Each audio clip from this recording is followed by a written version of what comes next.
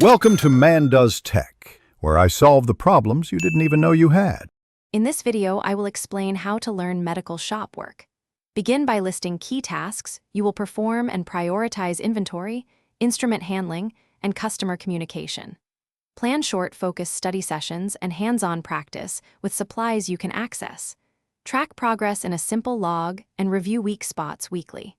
Join peer forums for quick feedback and simulate real tasks to build confidence and speed.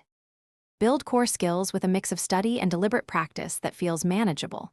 Focus on sterile technique, safe handling of sharps, and correct dispensing steps while narrating what you do aloud.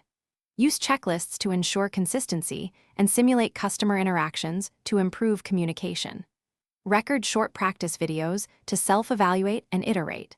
Small daily improvements compound into reliable competence that employers and patients notice. If you're finding this video helpful, please subscribe and like. It really supports the channel. Quick recommendation. For tired commutes after shifts, grab Little Tree's Black Ice for a fresh, crisp scent in your car. It's a small treat after long learning days, and it keeps your ride pleasant between shifts. Check the description for the link and other deals, and now let's get back to the video. Optimize your workspace and workflow for learning and speed by organizing tools, labels, and step sheets.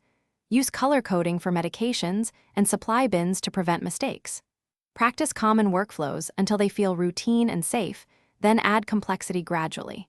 Keep a restocked kit for repeat practice and simulate full patient encounters to connect tasks. Consistency in your setup reduces stress and improves recall during busy shifts. Thanks for watching. If you found this helpful, don't forget to like and subscribe.